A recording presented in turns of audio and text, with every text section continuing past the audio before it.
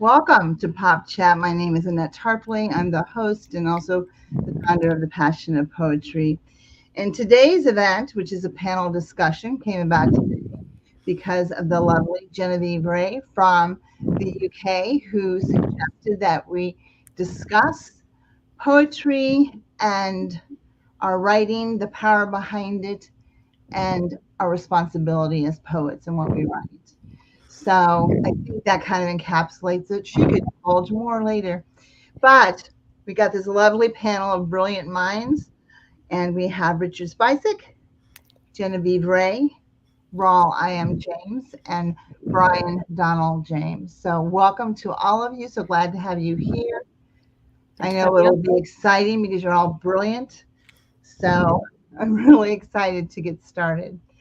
I think how we might do this is this. Since Genevieve was the one who came up with this concept, I think what I'll do is have you start out, Genevieve, as far as what you perceive the topic to be, what we're going to be discussing, and your kind of view on it. We'll kind of go around the table and then get other people's views. If somebody has something to say and they just can't stop it, you can always, one of these, one of the fingers will call on you. So whatever it may be, but the lovely Genevieve. It's so good to see you again, by the way. So good to see you, Annette. I mean, this was the best reason for us to also hang out, and then with three wonderful gentlemen between us, which we have these three handsome men. Yeah, I know. I feel quite lucky today. I'll be really good. We'll be good. We'll be very professional. So it's a Sunday. It's a Sunday evening for me and afternoon for you. So yeah, we better behave. Yeah, it's still early for me, so I have a little bit more energy. So I'll try to, keep it at bay. I'm going to give the stage to you, darling. Thank you. Well, first off, thank you for everyone who's watching at the minute. Thank you everyone who's going to watch later, and thank you everyone for joining. So this idea came to me a little while back, actually, because I've been working on doing some workshops and I've done some presentations and events, and people often ask me, like, kind of, what got you writing? How did you start? And I'm like, the answer is like twofold. It's been direct responses to losses of family members, and I've literally got a piece called 4 Eulogies, which is literally about 2 pieces were directly straight from family situations, and then 2 ended up being much larger losses of great Black leaders and people who have been put in the situation where they were no longer safe in these kind of environments. So at the same time as the emotional and the heart and trying to connect, my career kind of starts with me saying one piece about George Floyd and one piece about Chadwick Boseman, and both of them literally blowing into the universe. Didn't know what was happening with them. And so it got me thinking after a little while, like, now am I the person who has to be responsive? Do I always have something to say? Do I know enough in what I am talking about or reading? Can I read fast enough to make a decent response? What if I get it wrong? What if I and what I've often found is, if I can find the human, I go back to Grief being the first one that was really like the piece. All I thought was, well, what would I say to his family if they were right in front of me and there was nothing to say? What could I say? Is there a responsibility? Well, not necessarily, but so many people asking me questions, it made sense. Go back to the human of it all, go back to the ethics of it all. But over time, and the almost 5 years of doing this, the world has stayed very busy, very interesting. There is consistently new things. In the last little part of time, my side of the world has had a political change. Your side of the world may have a political change. There's been all sorts of weather systems, all sorts of changes in who's important in society, who isn't important in society, who's crashed their career.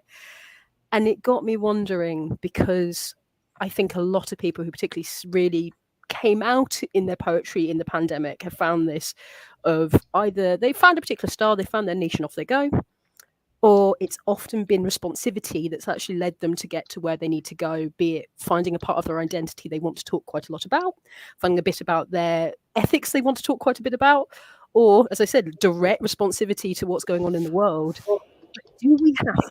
And I guess that's the big question I want to ask today. Great. That was a great intro to what we're going to be doing. I think that actually that solidifies, I think, some of noise. Who it is? I'm going to mute. Is that you maybe breathing into the mic, or yeah, something? I might turn it down a bit. Yeah, see if that's a bit better. Is that any better for you, Annette? Yeah. Yes, yeah, it is. We were just doing some heavy breathing. I told you not to let all of this come out. I'll just take myself off now. Bye, everybody. So I'm going to go to Richard first, because I'm going to kind of go to where the screen is, because it just will make more sense to me. So Richard is a friend and has sat on a few panels with me. I think, Richard, you've been on every panel. So your insight is always welcome. And I'm going to give the stage to you, and just give us your little tidbit on what you have to say about this.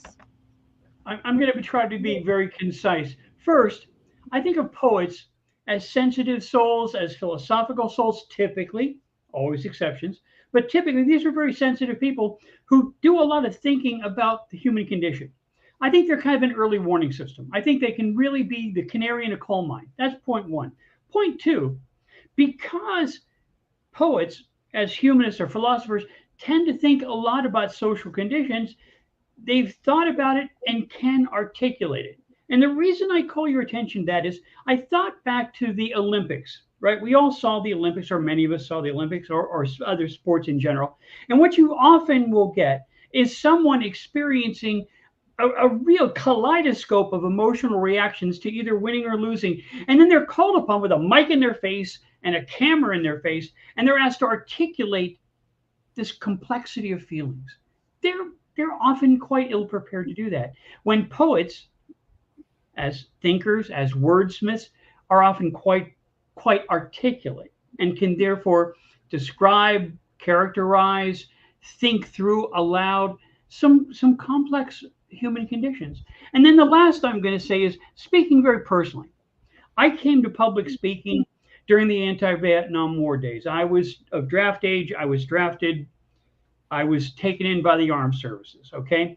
But I did a lot of thinking about it. I did a lot of speaking in an anti-war format. Not everyone's cup of tea, I understand, but that was my feeling and my thinking and my perspective. So I learned that while there are people who can articulate a philosophical position either way, a poet is, I think, especially qualified to articulate at least their own perception. So is a poet prepared? Is a poet called upon? I think so. The most ancient stories we know are those told by poets. I think we have something to say, and probably should. Thank you very much. Very insightful as well. Rawle, I am James. I'm going to have you speak next. Both of you, I think, added great insight to that, and kind of a different perspective. And Rawle, I know that you're going to put your spin on things. So I'm going to give the stage to you, sir. Well, thanks for having me, and thanks for including me in this panel. Poet. It's a very interesting label, being a poet. What does that mean? Do we have a greater responsibility to the greater good? That's a very interesting question. That it depends. It depends on what the greater good means and who you're talking to, what voices the poet reaches. When the world was a lot larger, in the sense that it took a while for us to connect, whether it's through travel or through technology, having to write letters, wait for the slow pony to arrive, or the slow chip to arrive to transport communication. Things were a lot slower, even with regards to how we communicated, because you took time and you had time to really gather your thoughts. But in today's world, with technology and social media, one of the things I've been pondering, and a piece I'm working on, is are today's poets part of the media, part of the social, not just social media, but part of even traditional media, because we have such instant access A number of poets have built tremendous followings. Many of us, gather within the various Zoom rooms to share poetry and so forth. So it's a very interesting question. What is the responsibility of poets? And if we're going to use the word responsibility, that means there must be some sort of a power that's attached to it. And the old saying, with great powers come great responsibilities. So for me as a poet, and I can only speak for myself, when I put things out, I try to be as balanced as possible, particularly when I'm talking about things that does affect the greater good. And we're talking about politics, economics, and so forth. I do believe it's important, because if you have an audience that you're reaching, I do believe it's important to try to present both sides of an argument, not just one side. To Richard's point, poets are very sensitive, and I've noticed a pattern throughout the histories of poets.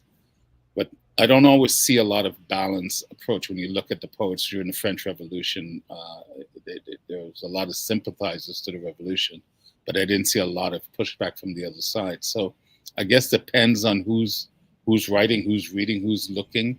But in today's world, I do believe we have a responsibility to look at ourselves first and go, what is it do I understand about myself? What do I understand about the topic that I'm writing about? If I am going to, or can I present a balanced, a non-biased approach? Not always easy, but I think it's something we should strive for. So I don't know. It's a very interesting question that I think we would require a lot more time and a lot more depth to dive into, because it will touch on a number of topics. But we have become part of the media today because of advents of social media and the technologies that allows us to connect. Very good. Bravo. Yes, bravo. I do that snap thing, but my fingers don't snap. So, I have to do a virtual snap. I do want to point out that Genevieve and Rawle are at the same residence right now, just in case you all were wondering. And they seem to be transposed into kind of the same place. It's kind of weird. I'm just saying.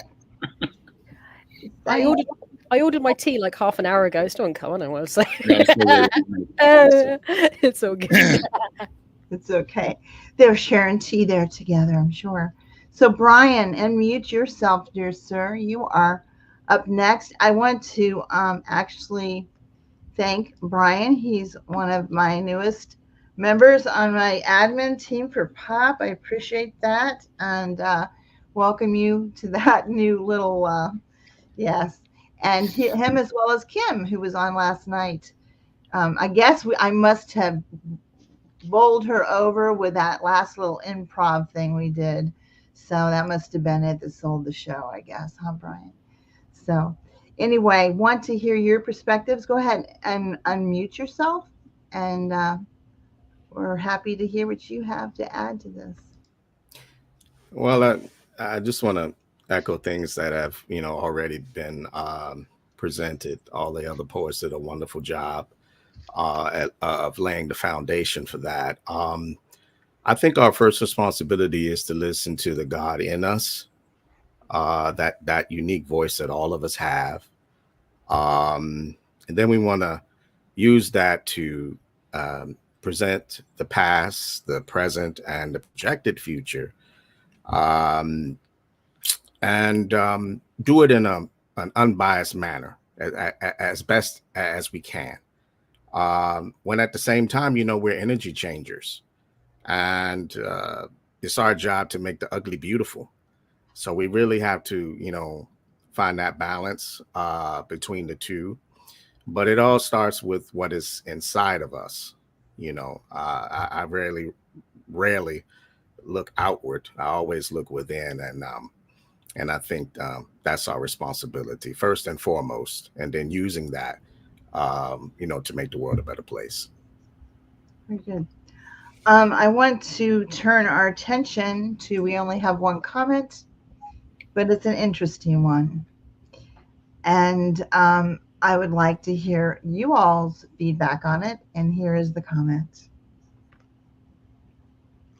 USA is illegal colony of Church of England. Anyone want to take that on? I kind of incited a little anger in me. So the power of your words. I don't know. Like it got me going a little bit. So this is maybe somebody who doesn't live here, but that's okay. The USA is a lot of things, period. I mean, we basically stole this country from Native Americans and did all kinds of things. So it probably was founded on illegal means, but well, I will take issue to comments like that because the whole world has been colonized. And without colonization, we would not be sitting here. I find it interesting we look at the past through the filters of our present day moralities and ethics. Like somehow we're superior to what those that came before us did. But yet we'll talk about the ancestors. And I always find it interesting which ancestors we speak of. Because America, Canada, where I live, yeah, they came on someone else's land and made it theirs. That's what the Romans did. That's what the Greeks did. That's what the Egyptians did. That's what all conquerors do. It's part of our humanity. It is part of our humanity. I think Brian touched on it. As poets, our job is to make the ugly look beautiful. I wouldn't say it's our job to make the ugly look beautiful. Our job is to look at the past the way it is and then maybe regurgitate it in a way that others might want to go and dive in and look at the past and understand history from a different perspective. But we as a humanity are colonizers and conquerors, but we're also lovers of art and beauty. We're not just one thing. So when people say United States is an illegal colony of England, yeah, true. But England was an illegal colony of the barbarians because maybe if we learn some history, we realize those that were colonized or became colonizers usually were colonized at one time. Yeah. We have a deep, long history as a humanity. Just like slavery is not unique to the Black experience, almost every ethnicity on this planet has gone through slavery. It's part of our DNA as a people. Not saying it's a good thing. It's just part of our DNA as humans, because we're here to experience the good, the bad, the ugly, and the beautiful. And that is consistent individually and collectively, because I've yet to meet a person who's only had good and beautiful experiences. Yeah. I think that, and that is just such, I mean, man is an idiot, really. I mean, really. I mean, how we've handled things throughout history, and it has been, it's been from the beginning of time, right? And we have people from places where it's the beginning of time that have been fighting the same fights for thousands and thousands and thousands of years, Mm-hmm. And it just doesn't seem to get any better. Oh, we have another thing here from him. So, okay. So we have Doc Janning. Not sure who that is. He says Native Americans colonized the Americas. Yes. Yep. And then we have U.S. Happiness Index. Debt, 36 trillion. Okay. So, whatever you're saying about the U.S., I agree. We have a lot of stuff. Probably everything that you say in there is true. Yeah. It's true. I'm not denying that. But what I'm saying is the people in power, unfortunately, that we put forth, and I'm very anti-politician in politics because they all lie and tell us that they're going to do things. Mm-hmm. So how I voted the last time is I flipped a coin because I don't believe any of them. I don't like any of them. There's nobody who's honest that goes. And it's all an agenda. It's a good old boy system. You vote for my bill, I'll vote for your bill. Whatever it is, it's just a bunch of... So all of those things are true. The U.S. is a mess. But there's a lot of good in the U.S. too.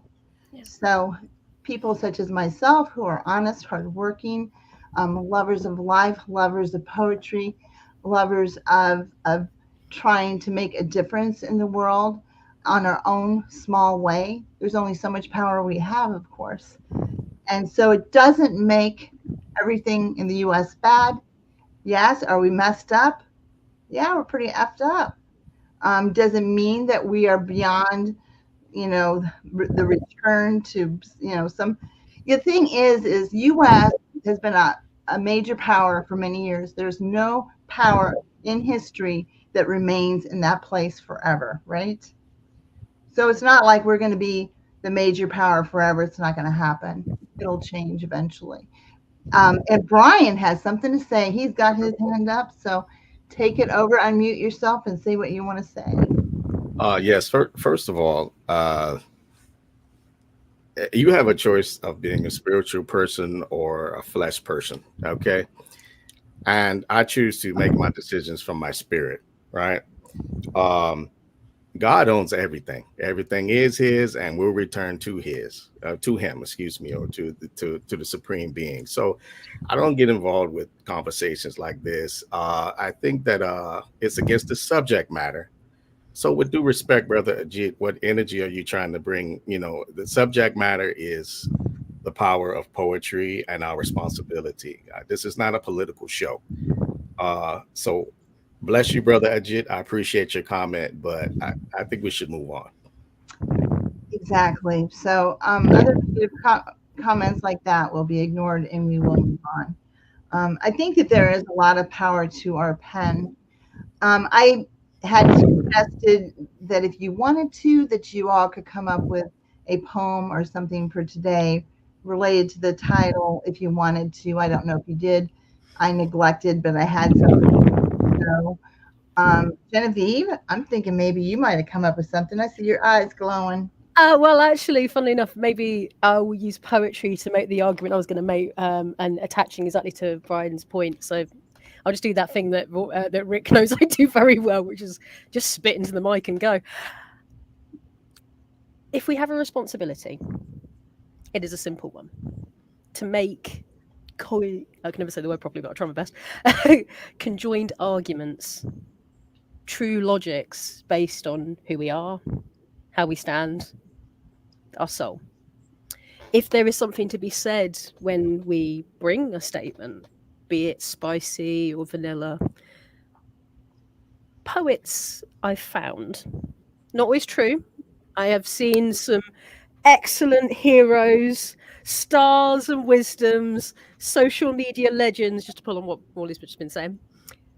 And I've seen some crap as well. But frankly, what I tend to find is those who want to make the effort, who use the technicality in their strengths. One of the people that is in our comment section is a dear friend, Catrice. They will go further. To throw one statement upon another is not truly making an argument. Not connecting them at all together is not making an argument. It's spitting words out and hoping for the best of it. It is complex. It is complicated. It is a finite art drawn from those who maybe are just a little bit nighttime special. To find verse in the variation of point of view, to bring thy heart to the pen and pen to the page, and then lift it to a mic and speak it so. Part of the reason I do as I do right now is because I don't go work that hard. I just say what's singing in my head and off it goes. But truth be told, it's easy to just quote statistics into a comment thread. That makes no tapestry, my love.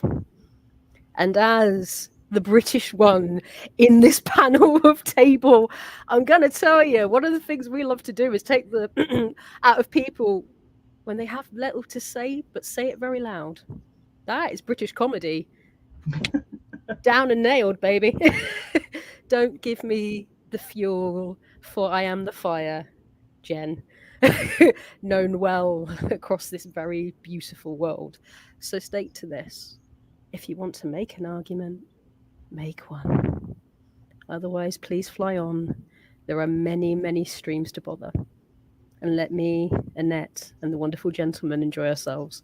Because, baby, you ain't going to be able to keep up with this. There you go. And Patrice is a friend of yours, dear. She was yeah, beautiful Catrice. Yeah. over, Very So- spiritual woman. Love and her. thank you, Brian, for stepping in and taking control. So thank you, Brian. And so I think you are still breathing hard. We are one less testosterone down. I don't know what happened to Really? Rawle, but he disappeared on us, and he hasn't tried to come back in. And I think Rick is. Did you just hold your hand up? Yes. Yes, I wanted to offer one of my recent poems about a contemporary issue. One of the reasons I think our voices are important. If poetry wasn't effective, it wouldn't be used in war. It wouldn't be used chanting at athletic events. It wouldn't be used in jingles. I think it's very effective. And in what we used to call the torrent of media, because there is so much going on, and you can easily be lost in any one of these. When a poetic voice speaks, I think we can bring attention to a problem that may be lost in the shuffle. So here's one of my attempts to do that very thing. This is called Simply Silent Afghan Women, about the issue of women's rights in Afghanistan. Okay. And I thought rather than just, be a complainer, blah, blah, blah, I think there's some interesting issues about what part of non-interference we're still into and what part of, oh my God, this is horrible. And then how best to articulate that. So here's the take I used. Simply silent Afghan women. Well, I've got a sister. She's a big pain. She locked me out one time, out in the rain. She always tattles to mom and dad. I get away with nothing. I'm so GD mad. She's a big reader. Her nose is always in books. A heck of an arguer, a big old know-it-all. Boy, does she give me looks. She gets to stay up later than me. You can see how she teases and freezes and belittles me. I was watching the news for history class. I don't understand why I must study this to pass. History's boring. There's nothing in it for me. But oh my gosh, you'd never guess what the heck I'd seen. I learned about the dudes in Afghanistan who thought of something that I think is grand. Women they surely put in their place. Out of sight, out of mind, they're darn near replaced. Sure, they're needed to cook and watch the darn kids, but after that, they're silent. That's just what the law did. Cover them complete from their nose to their toes when they're out in public. They must be silent and nothing shows. They must be silent when they're out in the town. Silent ghosts like you'd hardly know when they're around. No more arguing with any of us boys. They've been reduced to silent, invisible, compliant toys behind their black veil and a virtual jeer. No matter where they go, they can never question a male. I'd like to send my sister. How can I apply to send her to Afghanistan? No more asking when or why. Just shut her up once and for all. And after that, we'll just see how the GD chips fall. She'll not like it, not one little bit. And if she has to climb up, no one will have to deal with her and no more of her lip. Behind all that black stuff, she'll never talk. Boy, that'd fix her. She could never squawk. The last word will always be simply mine. And as far as I'm concerned, no more uppity sister. It'd be just fine. Now, if you consider this Taliban so much lesser as a man, suffice it to say up in his head he finds himself uneven, even overmatched by the slightest and smallest of women when he hears her whisper. God, what a sad little creature this Taliban man, so much lesser than any other man, who must enchain and silence any women rather than on equal footing deal with them or even hear their voice. He's just shooken. Gotta love you some Rick, right? Gotta love you some Rick. Rick, I love your poetry. I don't know if you remember the last event that we were on, but we picked the same title. Remember? And remember as I was writing it, I bet you anything Rick is going to do the same thing. And I can't remember what it was. It was something like comical. And so that's why I thought of you, because you kind of like have some satire going on in your stuff. And we have Rawle back. So thanks for joining us, Rawle. Yeah. Not sure why I got booted out, but I did. So I have a video I wanted to show, and this is just kind of something I made couple years or more ago. It has to do with the poetry community and unity within the poetry community. I'm going to see if I can find it. I thought maybe I downloaded it, but we'll see here in just a second. Let's see. I should have practiced this ahead of time. Guess who did not? So window, share entire screen. Well, I guess to share with a tab. I downloaded it. I think maybe I can actually get out of that. Anybody know how to use this? Present a video file. See if that'll work. Here we go. So I think that this is it. So this is a message that I did to the poetry community, kind of a unity thing, and we'll watch it real quick. It's very simplistic.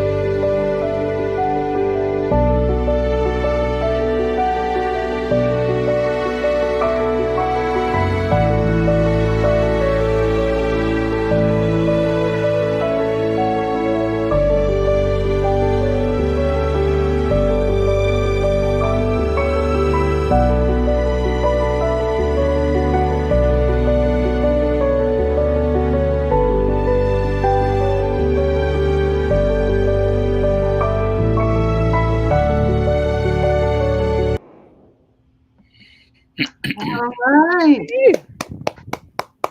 Anyway, just a little message why we're all here, right? And I think that it's important that we support each other. And this is a great forum. I think that it really, it's always great to get others' insight. Okay, Mr. Ajit Desai, I'm not going to listen to you anymore. Everything that you're putting is negative, and I'm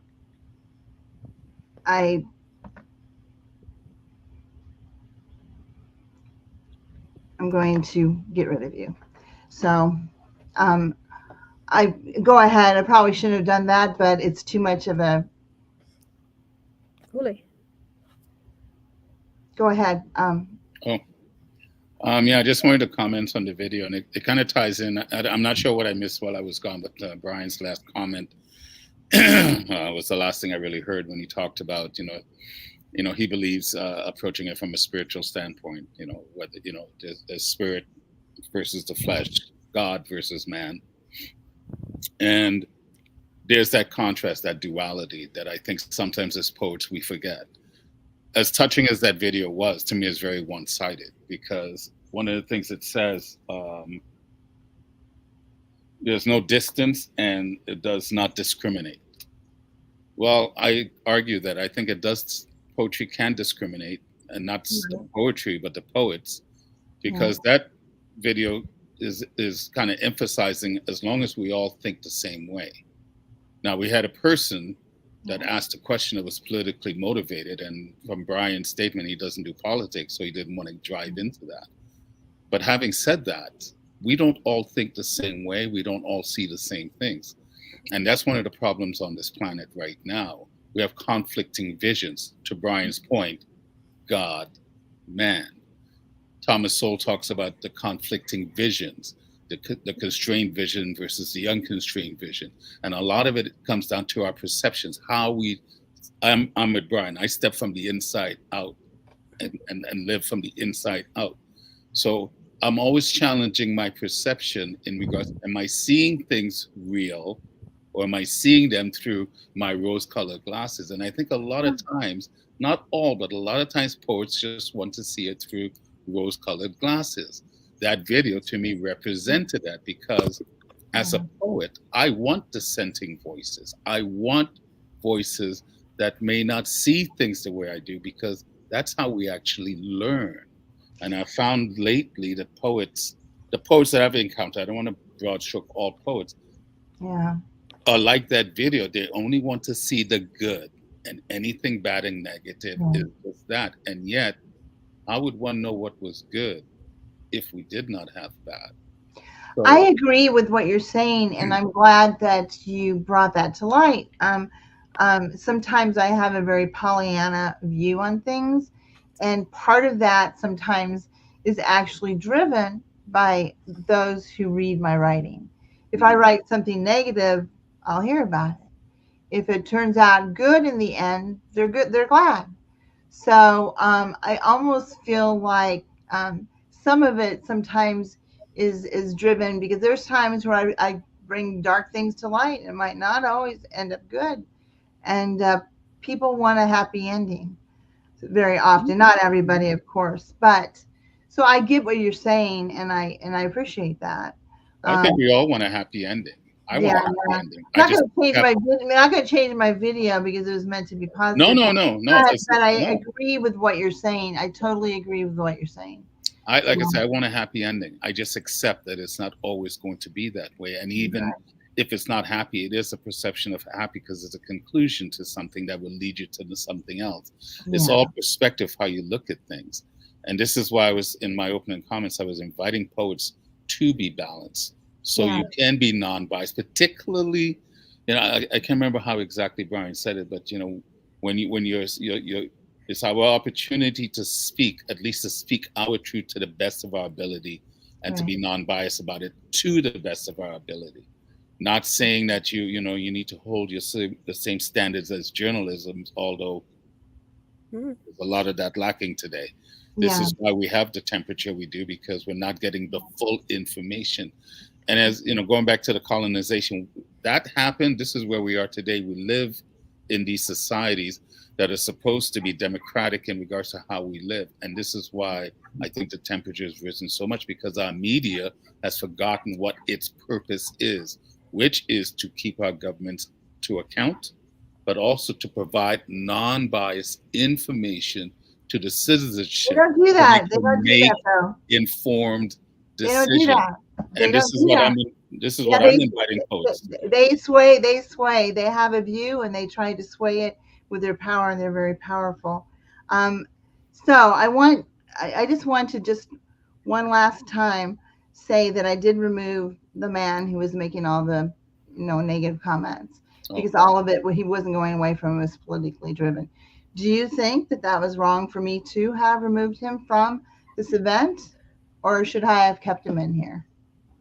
I personally think we have enough of canceling voices we don't agree with.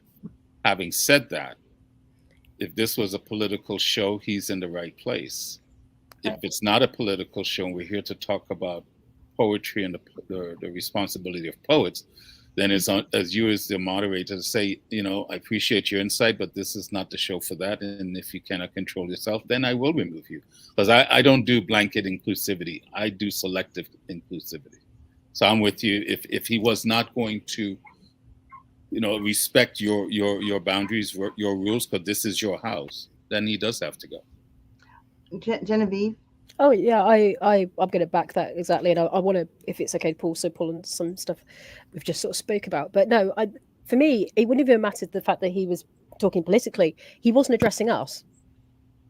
There's a difference between communicating with people and comment and point scoring. That What did you say, Genevieve? He wasn't he addressing. wasn't communicating with us. No. Was any of that addressed to any of us? Right. Was any of that addressed to the rest of the comment section? That there's a difference between, and it's something that particularly as I'm guessing the only millennial in the room, we've had to, my generation's particularly had to grow up with, of there's a difference between communicating with people and point scoring.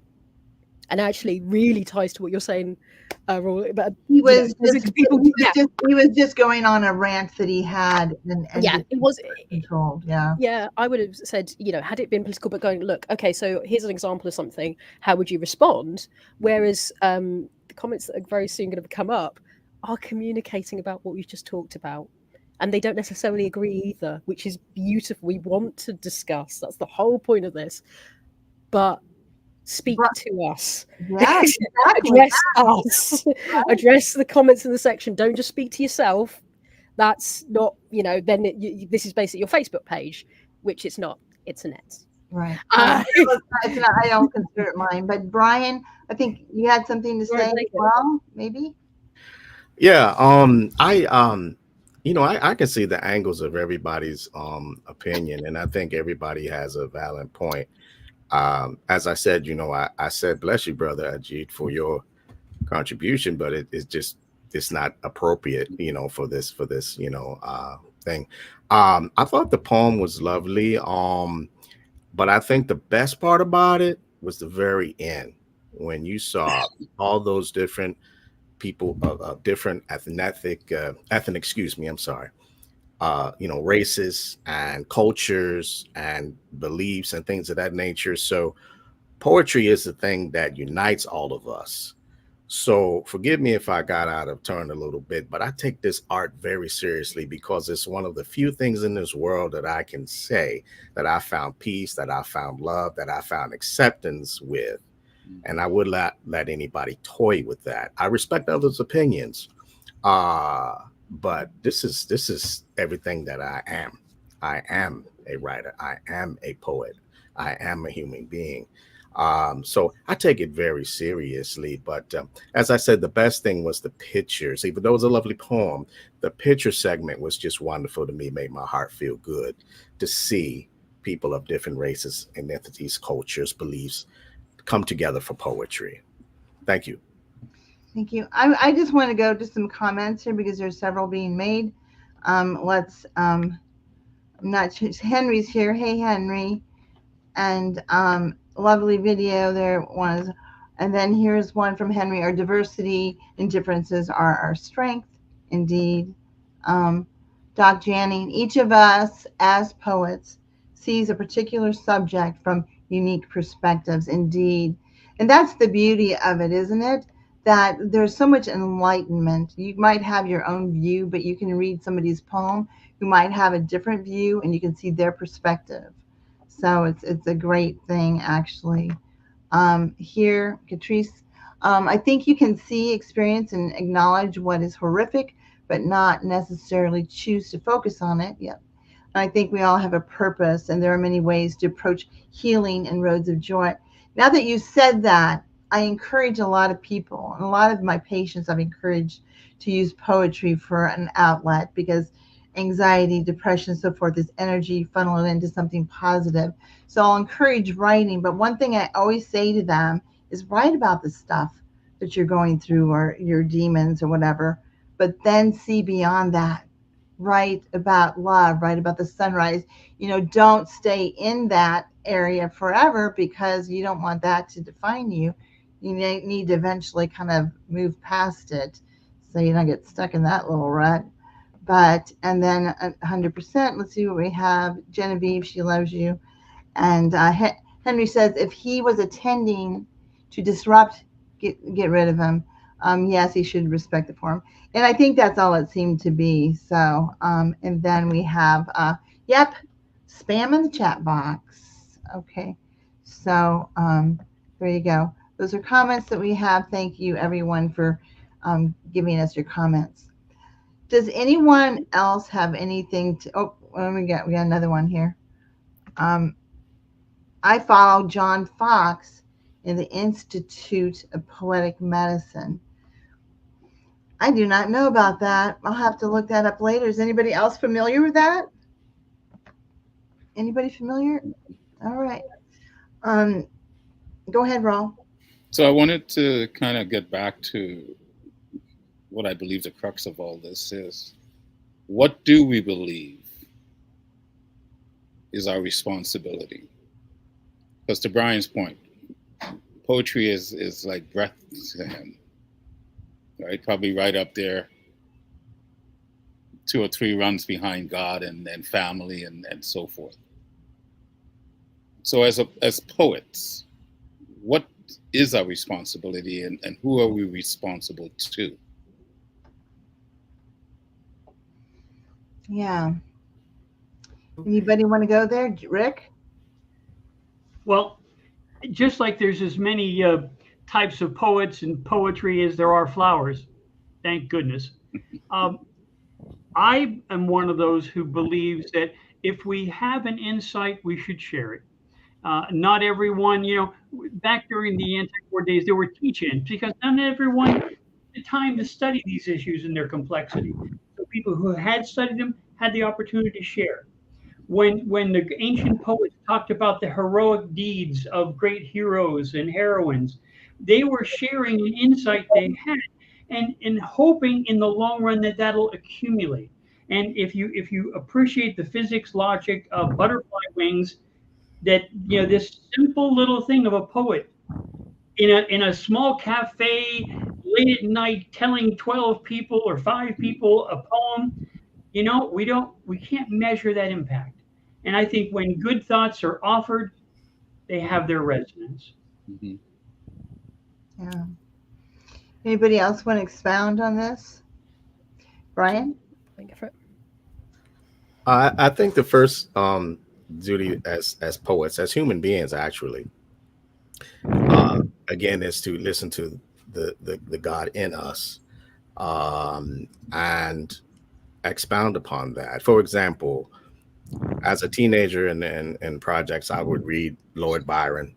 I would, Pablo Neruda, and other poets from all over the world, different time periods. And what I got was a connection to them, a connection to an energy that was beyond flesh, and I felt the same way that they felt within their words that they recorded. And I thought it was just such a wonderful gift to feel like She Walks in Beauty Like the Night by Lord Byron. 300, 400 years ago, I'm in the hood in the 1980s reading this and thinking, wow, that's a beautiful expression of a man's love for a woman. So it's sort of a endless thing. It's a timeless thing. And again, I really do think that we need to record that as much as we can, and as beautifully, as we can in our writing. I think that would probably be my contribution on that one. Yeah.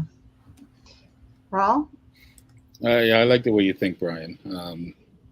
Because I do, I don't necessarily look at God or man the same way, but I do have a higher power I call Yah that guides me, that voice. We can argue on a different show or one-on-one to have a conversation. And when I say argue, not in a negative way, because we've gotten certain words now have lost what their true meaning is. I mean, even right now we're in conflict. It doesn't always have to be like this. But when I talk about responsibility, I guess it depends on what we're speaking of. I don't think we ever go, does a poet have a responsibility when it comes to talking about love? When it comes to talking about a beautiful sunset, when it comes to talking about long walks on the beach. But I think when it comes to life, when it comes to politics, economics, then that's when the question comes into play. And I think my responsibility as a poet is, regardless of what I'm writing, is to be as transparent as possible, to try to position what I believe not as the truth, but it is my truth based on my experience, based on my education, based on life itself. There was a time when we used to say words, sticks and stones may break my bones, but words won't hurt. I would like us to get back to that point. I would like us to be able to use words, all the words, even if it does piss you off. Because if I'm afraid to write because you may be offended, then I most likely will not write. Or I might taper how I write. And this is why it's important, going back to Brian's word. That's why, you ask me what I do. I'm a life spirit. I'm a leadership coach. I work with people to get to know, to get their house in order, whether it's to get themselves right with God or to get themselves right with however they see the world, but to get right with yourself. Because when you're good with yourself, and when I say good with yourself, when you are good with your past, you do not use your past, number one, in a negative way towards yourself or to other people. Our past is to me, it's like a vault, it's like a library. It's a place of learning where all the experiences that I've had and those that came before me exist. And if I keep looking back with contempt, with guilt, with shame, it is hard to see the wisdom, because wisdom only lives in the past, attached to the experiences we've had. So I think as poets, when we talk about what are we responsible for to who, I'm responsible to myself first, but I'm also responsible to you because I don't live on this planet by myself. Yeah. So when you're talking about that, for one thing, Rawle, I told you need to take your medicine. You're hearing those voices again. Take the medicine. It's not working. It doesn't work. No, I have my voice too. I have my voice too. And if I don't listen to my voice, Brian knows the voice. Yeah. There's no medicine that can quiet it. Yeah. I have my voice too, and when I talk about that voice, the voice told me to like give something to somebody or do something. People kind of look at me like I'm not schizophrenic, and just that inner thing knocking at us, right? When you were saying that, and I think that you're right, is that everything in the past, even mistakes that we make, is part of the journey, and we learn hopefully to become better people. There's one of my admin, Sai Prakash. I don't know if you're watching, Sai, but I think he knows that my life was busy and I need to slow down. And he said, Annette, I want you to buy this book and read it. And the name of the book is, I hope I have the name semi-right, but it's The Monk Who Sold His Red Ferrari. Has anybody heard of that? Mm-hmm.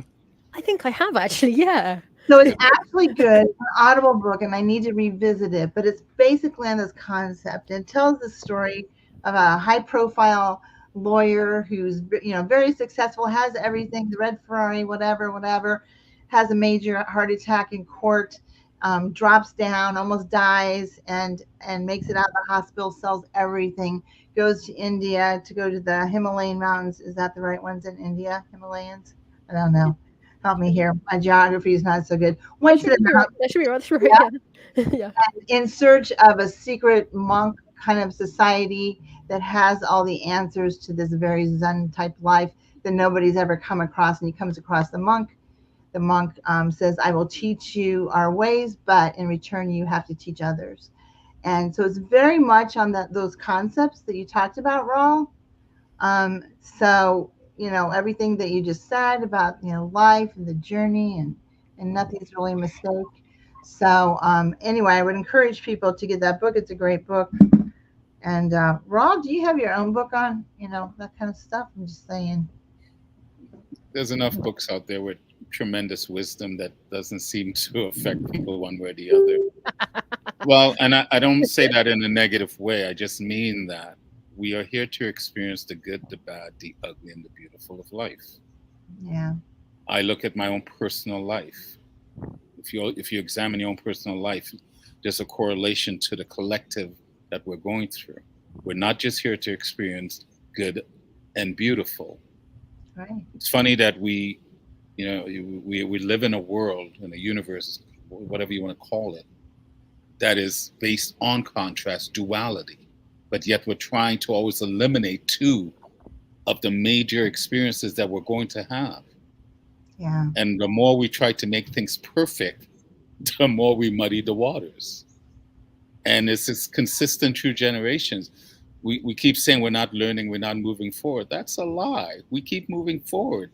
And every generation basically does the same thing the other generation does, but they feel they have to do it their way, which is normal. You know, the young bulls want to be the young bulls and everybody wants to flex their muscle, but then we end up doing the same things. But we keep moving forward. How do I know? Look at history. We're no longer in caves. We're no longer living by industrial means. We keep evolving, but as we evolve, we still experience the good, the bad, the ugly, and the beautiful of this life, of this garden that we live in. So, Thank you, Genevieve. Yeah, I was going to say, well, one, I'm just like really, really happy because this is exactly the kind of conversation I was hoping we'd all have. We've like agreed, disagreed, had all the bits and pieces, and I want to say something that kind of combines all of that together. Like, I've been known to use very beautiful words, but it doesn't actually mean what I tend to write about is beautiful. I rarely do. Almost all my poetry is challenge. I use my poetry to fight. It's my boxing gloves.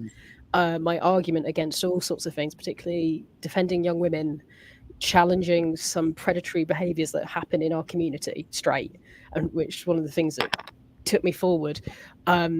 Being a voice to, because there's so many times where people are like surprised I write poetry. I'm like, why? To what impression do you have that I wouldn't? And these kind of things. So just to be the thorn actually rather than the rose is more often what I tend to do. And I think as responsibility, as you all said perfectly, to oneself, this is a form that you don't need to necessarily collaborate. Though one of the things I found most beautiful about the community is that we do a lot. As an ex-actor, we can work together a lot better than a lot of things that I had with theatre, which is a community form. We choose to be commune with our writing. We'll work together, perform together, do this. Maybe because by staying true to ourselves in however that form feels to you, you then have the space for other people. And I think telling these stories, telling your truths, responding, and then I think, and this is where I'm going to pull in particularly from something that's been said across actually everybody, I feel the responsibility becomes stronger when it no longer is your story you're talking about. My experience of that is twofold. One, writing somebody's eulogy, you want to make sure you get it right. But also, I've had a few odes, let's call them odes, by people who do not know me. And let's just say they weren't great. They were kind of creepy. There is a beautiful, not everybody is Lord Byron, and some of them are a bit uncomfortable to say the least. And my only power in that is to write back and say, nah.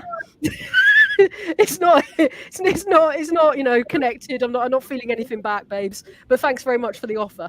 And that is a power in itself, to be a young woman in this day and age, being able to write about the things that affect me specifically as a UK person.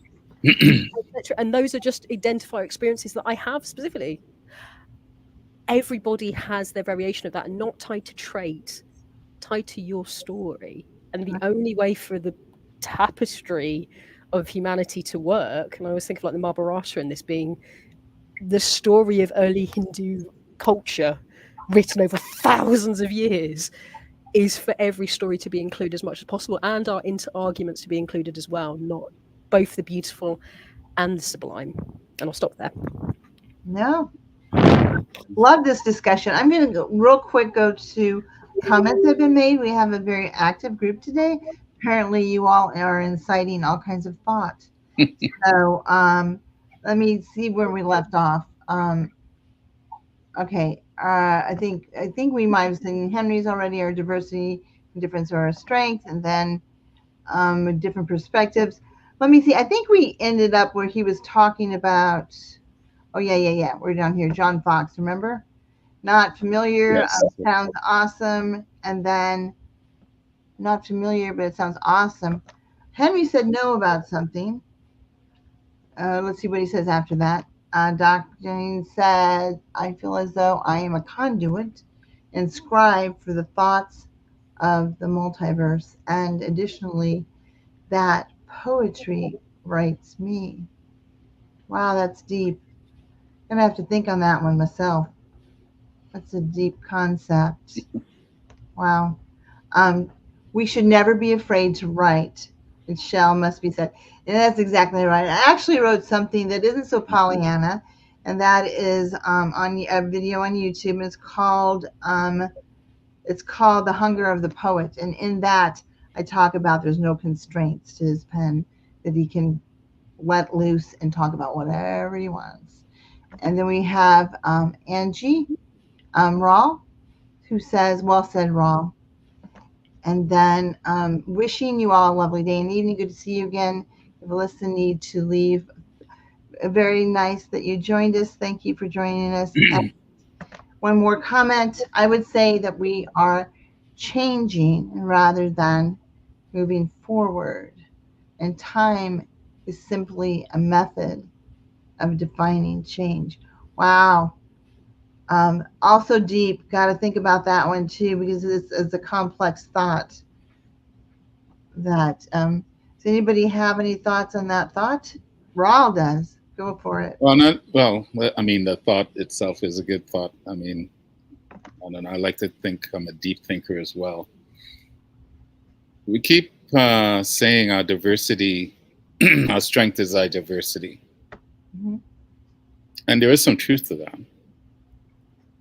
But I really, I think it's not so much diversity. Our practices are different because we do the same things, right?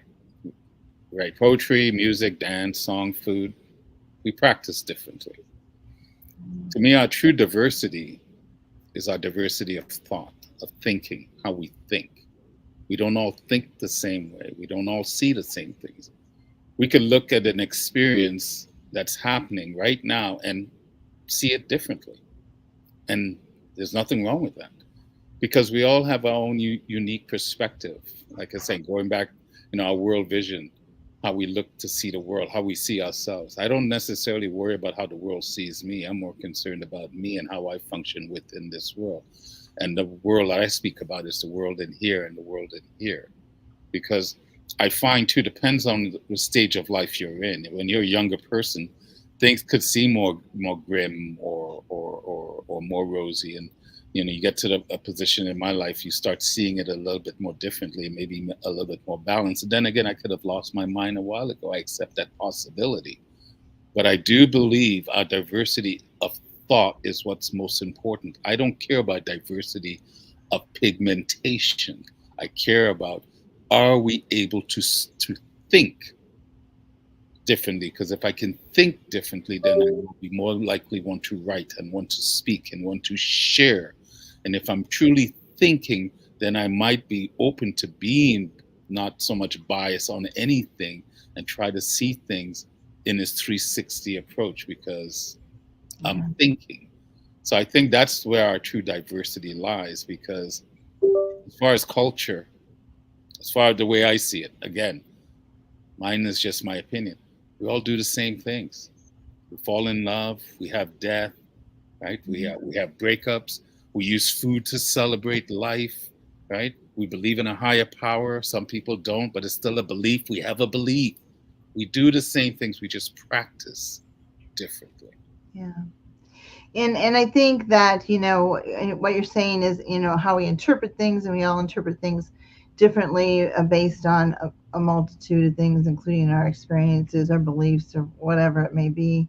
But I think that the good thing is that you keep an open-mindedness as far as being able to grasp another concept other than yourself.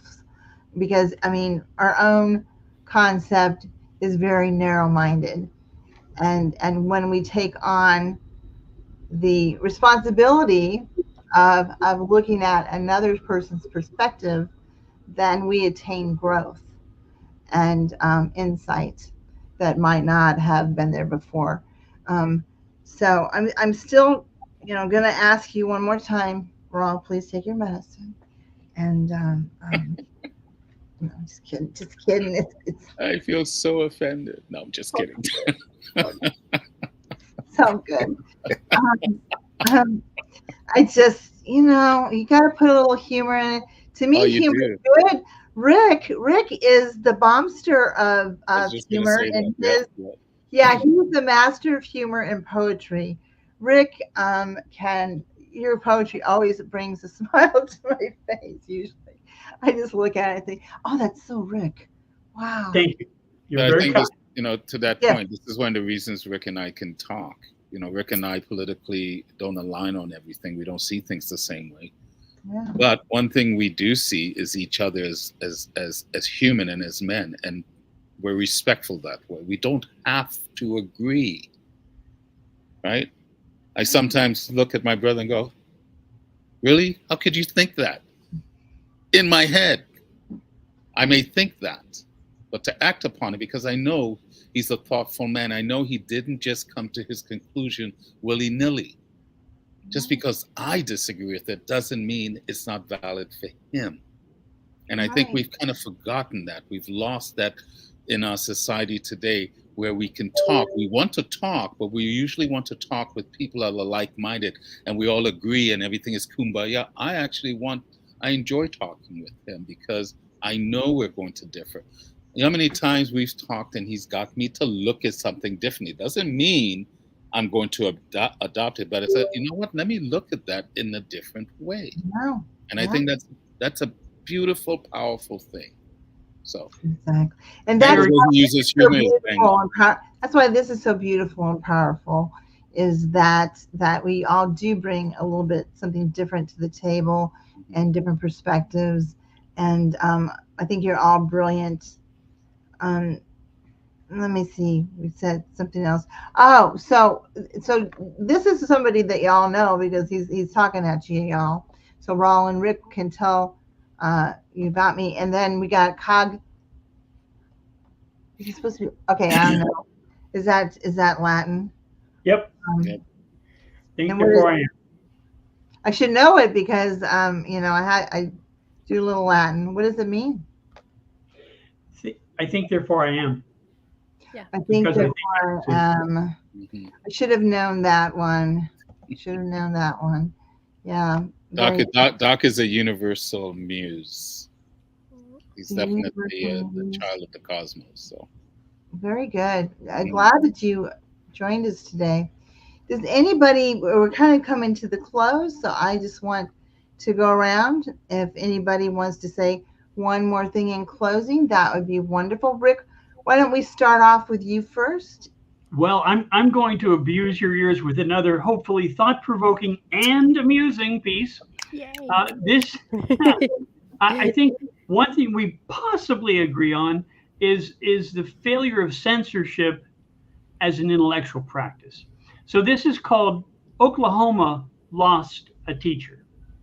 Oklahoma lost a teacher. It wasn't quite sane, and it surely wasn't prudent and wasn't good for their brains. The tiniest minds had made up a law. You see, if you look close, it had the tiniest flaw. What could they do turning from education to lies? They definitely weren't smart, and they definitely weren't wise. They would not see what they could not see, no more than they could take a quick stroll across the rolling, boiling Zyder Z. They preferred the world to fit in a cup. And if it wasn't going to do it, well, then what's up? They liked their fairy tales, that much is true, but they sadly and madly wanted them for me. And they wanted to insist them for you. And the world wouldn't fit in their tiny old box. They'd rather just pout, take off their shoes, and darn it, walk barefoot on rocks. It didn't matter to them if they banged their toes on simple facts that everyone knows. They wanted to outlaw that kind of facts. They insisted reality stopped right there in its tracks. From all the big world, they just wanted to hide. It didn't matter to them if reality didn't coincide. They wanted their facts, and they wanted them now. They didn't like reality. They'd rather not have it. No way, no how. One little teacher stood up to the mob. She actually wanted to teach, though, even if it cost her a job. To show her students what the law had done, she blocked off the library books with red tape, every volume, every single one. She roped off the library right there in their face. She showed them how stupid, how totally and utterly bereft of grace. When laws are quite stupid, it just makes no sense, so out of place. You can't hide from the world, from reality's face. I would tell you more, but they shut it off. Yeah, boy. You are the Dr. Seuss of poetry. I swear. You just like spit it out, and your delivery is just like love it, love it all. Yeah, and you must come back on a pop chat again, Rick. You amuse the heck out of me. So, Genevieve, the lovely, beautiful Genevieve. Thank you again one more time for suggesting this. And I'm so honoured, and I think the only way to do is to do a quick one. You included us all, dearest Annette, but you've forgotten the most important, which is that you indeed are brilliant. I have had this idea for at least 2 years. It was only you that I thought would actually be able to pull it together, which is the truth. And here, with 3-4 fantastic minds, we've had an excellent, balanced discussion. We've really could have done this for another couple of hours, but I'm sure all of us are starting to get tired. But the truth of the matter is, thank you for being the right person. I honestly had held this idea for a long time, and I wanted to hold it for you. Thank you so much. And I very much am honored and very humbled by that. And y'all always feel free to come to me with ideas because it's wonderful. But thank you so much. I appreciate you. And dear Mr. Rawle, I am.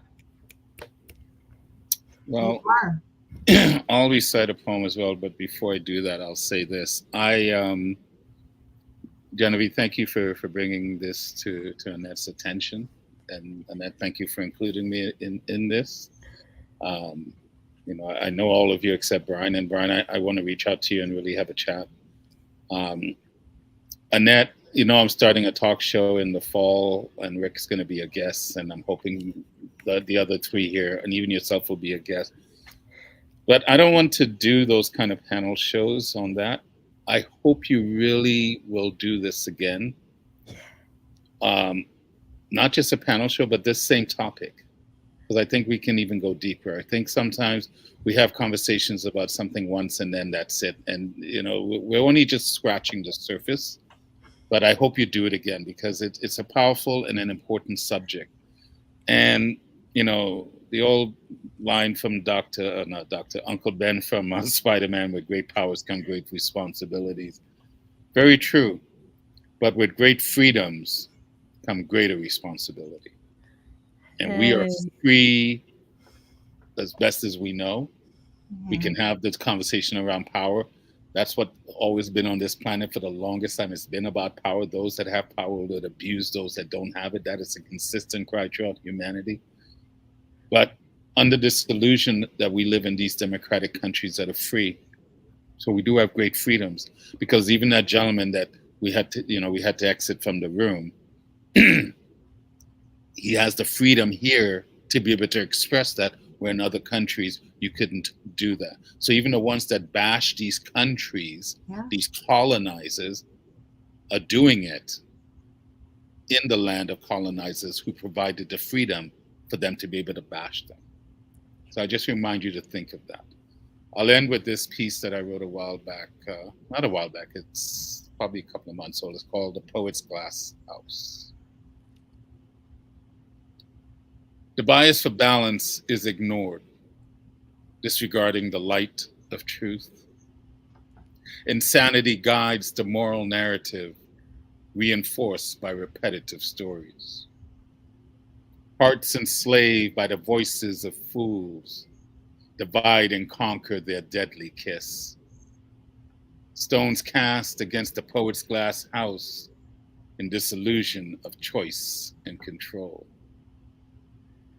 Hypocrisy overshadows common sense with the pen and sword of deception. Propaganda, a wolf in sheep's clothing, in a minefield of twisted perceptions. Obscurity eats away at the soul that feeds the monsters of the victim's cry. Forgotten are the lessons of the broken heart, while hope remains a casualty of war. Oppression and inequality spoken into ungrateful tears of privilege. while the waters of decadence run amok, flooding the poet's glass house.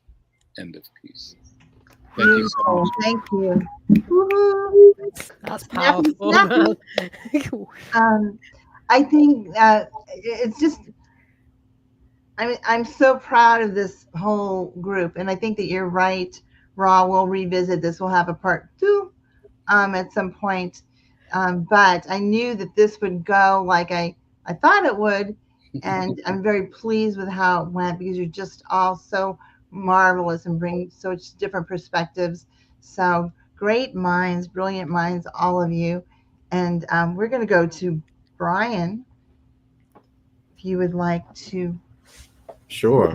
First of all, thank you for having me. I truly appreciated this opportunity. I think really in order to build the depth of our spirit, we have to go through this obstacle course of good and evil called life, and then return back and report. And I would also like to thank Brother Ajit for sparking a wonderful conversation. So wherever you are in the world, dear brother, bless you. I don't know what you're going through personally, what your agenda was, but even with that, you've planted something here and we've made it beautiful. We've made it thought-provoking. And that's why I say we are blessed to be energy changers. And I'll just end with that. Well said. Okay. Perfect. Yes, it was well said indeed. Thank you. I'm going to end with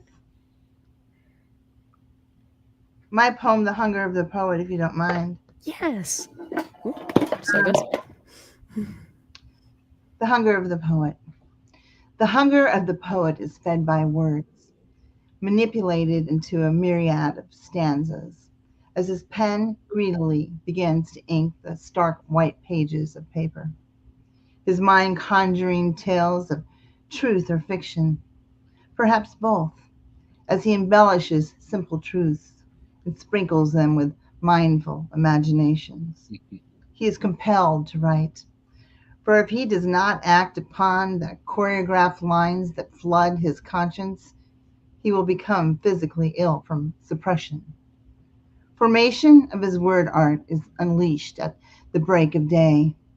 Like the rushing waters that cascade from a waterfall, there is no defined beginning or ending of its journey. Poetry was there from inception, sometimes lying dormant for years until an event in time occurs, opening the portal into the poet's soul. Once poetic creativity is awakened, the poet is compelled to write, as life feeds the hunger that yearns to have full reign and is not dictated by conformity. There are no rules that will sequester the ink from spilling, the thoughts from accumulating, nor will his imagination be confined to social adherence. The catalysts that prompt his writings are limitless, as his emotions further fuel the hunger that is insatiable, oblivious to undertones, always half empty. The only promise of cure from its epidemic hunger is the intuitive knowledge and the promise of tomorrow, that it will squelch the gnawing briefly, satisfied that the ink shall spill again. Yes. That's fantastic. Annette. Can't even snap for myself because There we go. We'll snap for you. There you I don't know, man. I don't know if you're a real poet then. Jeez. I know. Oh, gee. Oh, touche. Back at you, bud. Okay, you got it. Come on. Come on, you got to take him when you can, man. You got to take him when you can. You've been waiting this whole stream. Yeah. You've been waiting to put a dig on me the whole time. I just never was. Amazing. I thought I was being completely transparent. I loved it. I love being picked on. No. Usually it means you kind of like somebody when you pick on them, doesn't it? Yeah. I like that last line, though. I like the way you're, because the ink will spill and flow again, won't it? It will. It will. It will. So Brilliant. we're going to say goodbye to everyone. We're going to do a part 2. We'll decide upon that now. Have we decided upon it?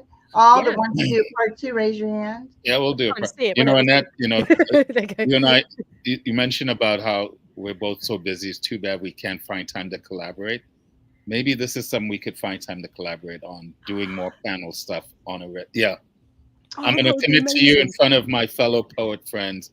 We should sit down and have that chat, because this was enjoyable and I'd love to see more of it. Does this mean that you'll respond to me when I was just kidding. Oh, wow. All right, that's a different conversation. Get wow. No, it's a dig for a dig. It's a dig for No, I will do my best to respond in a timely fashion. I think that we all get kind of busy in our own little world, you know, as we're going through our messages. And so she's giving me a hard time because I was the last 2 weeks, lots of craziness going on. I know. And I acknowledged that, didn't I? But no, I accept the fun, flirtatious diggy dig, you know, it's all good. Yeah, it keeps us on our toes and it keeps us human, man. I love it. I told you I had a lot of energy. It's early in the day and my flirtatious mode is on. So y'all are just getting it. So, good. But listen, I really have great admiration and respect for you all. I have on video, it's been recorded, that there's going to be a part 2. So you all will be held accountable for that. Sounds good to me. And Rawle, well, I'll get back with you. Definitely. And thank you so much, every one of you. Thank you. And I appreciate you. Thank you, Genevieve, for bringing this up. Oh, Richard, my pleasure, friends. Always great to sit with you again. Brian, really nice to meet you, my friend. I'll reach out to you. I'd love to talk with you more. Big hug, Rick. Anybody else? Or Brian, do you want to say something with your muted mic? No, you're good? No, I was just acknowledging Brother Rawle, saying that he would like to, meet with me and converse. I had a lovely time. Thank you all. Lovely time. I always do. You all don't have to do this, but love and blessings to everyone. Love and blessings And hope you enjoyed it. And thank you for joining us. And thank you so much to all of you. You're marvelous. You're wonderful. Love you all. Take care, everyone. Have a great rest of your day. And join us later on for part 2. Bye, everyone.